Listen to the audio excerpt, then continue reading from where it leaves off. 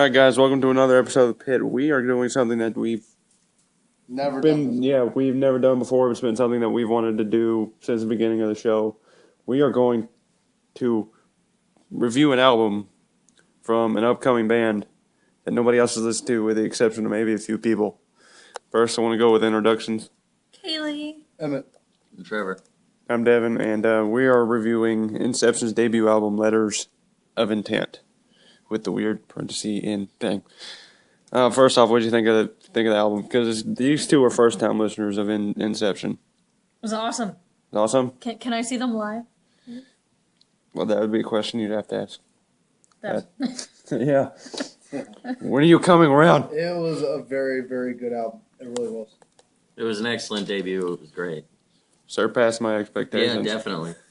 You know, coming into this album, I really thought that maybe, this was just going to be a really heavy metal album, and that would have been absolutely fine with me, but there was so much dynamic to it. You really got to hear a lot of vocals and a lot of different stuff. You could definitely hear the influences of certain bands. I heard some Limp Bizkit in there, Pantera, Slipknot, Damage Plan. Quick question: do they have a website? Yes. Okay. I will be posting. At the end of this video, make sure there's a link to their website. Yes, I'm going to post a link to their Reverb, Facebook, Twitter, and their website, which isn't up yet, but they're going to post that up when the album debuts as well. I'm so glad that we were of the first few people to ever hear it. What an honor. Yeah, that's Right. They're gonna make it so big. I got a feeling. There were a couple songs in there I could definitely hear on Sirius Radio. Liquid Metal. Holy smokes! Their sound is different. Yeah. Their sound is kind of different. And that's what we were talking about. There are certain CDs that we've all listened to that once you hear one song, you've heard all the songs on that. Or you hear one album and the next Alice in one Chains. sounds the same. Yeah, there you go. Agreed. Oh, Crowbar. What? Crowbar. Super joint ritual. But every song on this had something a little different to it. It Something really did. I thought it was just made for a dynamic And album. how many songs were on this album that's coming out? 15 or 16. 15. That is crazy. And how many tracks did we get to listen to? 8? No, we listened to all of them. All Yes, we listened to all of them. Holy shit. That's why it took an hour and a half. Yeah.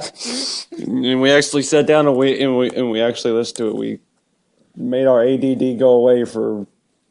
If you're ever going, Most of it. if you're ever going on a road trip and you just want to jam out to some fucking really good music, that is a perfect. I tell you what, that would be the perfect album right there to if we're trip. driving to the hotel to go to Welcome to Rockville or something for that hotel just to get pumped up for that. Yeah. Dude. That would be awesome. What would be even more awesome is if they could be at Welcome to Rockville. Yes, Well, they were On at. a more local stage or whatever. They were at. Or- Yeah, they need to be more just a local stage than They're officially signed and have an album out that will be on the shelves Well, hopefully. soon. that was interesting about this whole album was self-funded and they produced it themselves. I think that's what I've read, which is pretty good. The sound quality's awesome. Yeah. Yeah. Whoever their mixer guy did a really good job. For the most part, yeah. My favorite song on the album was the second song that we got to listen to, Atlas. It was really heavy, but at the same time you had some chorus and some melody to it, and you really got to hear his vocal range, which is something I wouldn't have surprised the shit out of me, really. Because, like I said, I was coming into this album thinking this is going to be heavy as He's hell. improved since the last time we've seen him. Yeah. He's As got far a as great voice. vocal talent. Yeah. Heavy, he's great, and when he clear sings, it's even better. It's awesome. We were As long as saying, they can produce the same quality live, hell yeah. and they have produced the same quality live. Yeah. And they've even done some covers of Limp Bizkit's Break Stuff. There was a Seven Dust song. I can't remember the name of the Seven Dust song now. It was like Enemy or something. I don't know. One of their heavier ones. Yeah.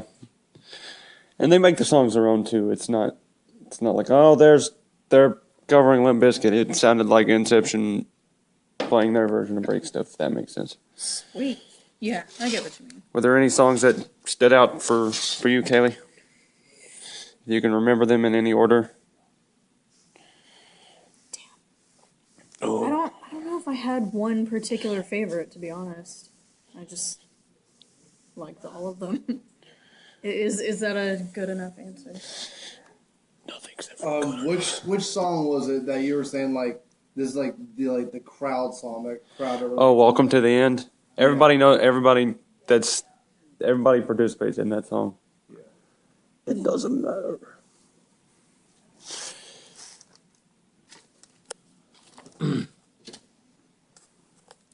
Break Down the Walls was pretty good. Yeah. Yeah, that's really And we know Flake is a wrestling fan. I think he's more of an indie wrestling fan, but that should be Chris Jericho's next theme song. He'll get that reference. Chris Jericho's finishing move is break the wall. This is Jericho, and Oh, that's cool. yeah. So that may be a reference to his. That's pretty fucking good. But Dude, that's gonna get them a lot of publicity. I mean, it should be. I don't say that's. But I mean, that's what we're trying to do. We're trying to get our channel out there, and then we're trying to help them out because they've done a lot for us. They've been really down to earth and really nice, and threw you tickets to go to their shows. right. Oh, We've been to their free show out in Middleburg, a little podunk small venue, and Where they hold drag shows. where was this? It was, the Silos off of 220. Oh, That part of Middleburg, just like that. oh, Fleming Island. Well, technically, until you pass over towards Whitey's, it's Fleming Island. But Well, it was before that. Anyway, I also liked Atlas, apparently, I guess, because you wrote my name by it. I don't remember it. I know I liked some, like a few of the tracks in the beginning, and we just can't remember which songs we liked. holy crap! Because we don't remember the titles. If that makes sense. Yeah, have we gone over like sounds that like? well, yeah. I mean, I kind of briefly went over it, I think, but I mean, you could, There's so many influences that you can Like- really hear. and that's not saying that Inception doesn't have a sound of their own. They definitely have. Yeah. But Something the fact that incredible. They have a similar sound, but of over what is it? Fucking yeah, at least 10 bands that we could relate some of their music to, like Primus for some of their bass riffs. that Yeah, are like just- like the one with just the beginning bass riffs are it sounded like so groove, just like the intro to South Park. Mushroom Head, Kaylee was saying Limp Bizkit was kind of like all of us saying Yeah. Slipknot, old stuff like Sick or Iowa. Iowa. Yeah. Korn's old stuff. Kinda, sorta. Yeah, and at times, yeah. Well, what I noticed in one of their songs, they had like the bass slaps. Like, you know how in a lot of Korn's older stuff they have like the clicking sound, sort of. Yeah. It's the bass, and I think I kind of heard some of that in one of their songs. The bass player, the style of bass playing was similar. Kinda, yeah. Yeah, Nick's a pretty good. Yeah, He's all around they're all talented. yeah. Fish is an excellent drummer. Oh my god. Chamo's a really good guitar player, and then you got Flake, and his vocals are just all kinds of different places. Like He has a great vocal range and a lot of ability to go from really grungy, chunky sound all the way up to like pristine, clean. I don't know how many octaves he was able to hit, but quite a few. then there was like you could hear him doing some acoustic stuff too. Oh, like yeah. that wouldn't be that Well, hard I mean, for instance, the acoustic stuff that I was like, that sounds like Five Finger Death Punch acoustic. Oh, I know which one you're. Yeah. What was it? No Heroes. That was a song with the acoustic. Yeah, That was good.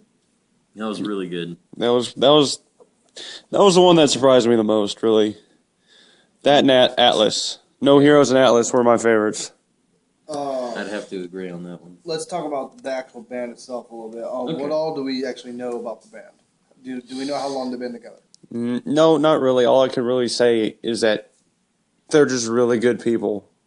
You know, they're really down to earth. Yeah, I mean, you spent time with them, Right? You know, like these seem like guys that you can just sit Absolutely, down with, yeah. just hang out, drink a beer. with them. For example, like I met them before the Seven Dust show, and they let me come hang out with them in their hotel room, and you know, I even got like a little backstage wristband so I can go hang out with. Sweet. Yeah, and I got autographs from Morgan Rose, and I got a picture with Morgan Rose, and then That's awesome. John Witherspoon told me go take a hike, and that was pretty funny. But Who's that? That's the lead singer of Seven Dust. Yeah. Oh, that fucking asshole. Why did you say that? Well, explain the story. It's so funny. What he told me was like I was asking him if I could have a picture with him. He goes, "You can pay for a pic. You can pay for a picture like everybody else." Yeah. Yeah, I think I remember. For one of the wristbands, or whatever. I was like, "Ooh, screw that." So when he was walking away to his tour bus, I was like, "Hey, the shot," and I took a picture of him. As he turned around, clicked. And like you can see in the picture, it's like say what? That's But all around, they're good people. They're just Didn't they actually give you tickets for the Seven Dust show? yeah. They gave me a ticket, which was Because you were like, man, I wish I could go. I just don't have the money. And they were like, fuck it. Here you go. yeah. Aww, that's cool. But all around, we wanted to promote this man because they're really good people, and we think they deserve a shot. They get a lot less credit than they deserve. So we wanted to promote it, and we feel really grateful and really honored that we get to be one of the first people to listen to this album before anybody else does. Just so we can say na na na na na. But I will put all of their links and stuff in the channel, in the description below. Make sure you like, favorite, subscribe, go to their website, buy their album. I will definitely buy their album when it comes out, and even though Get a close up of that so they know. and just so you know, that's the name of it, That's name of the type- band, and type then of thing. The new album. the new album, Letter of Intent. Hey, show them a picture of your shirt so they actually know an Oh, actual this- symbol. Oh, Yeah. Yeah, Look for this symbol, guys. Look for that symbol. that's so cool looking. Like, legit. Oh yeah. Props So this to has been whoever another episode of the designed Pit. I'm Devin. Kaylee. Emmett.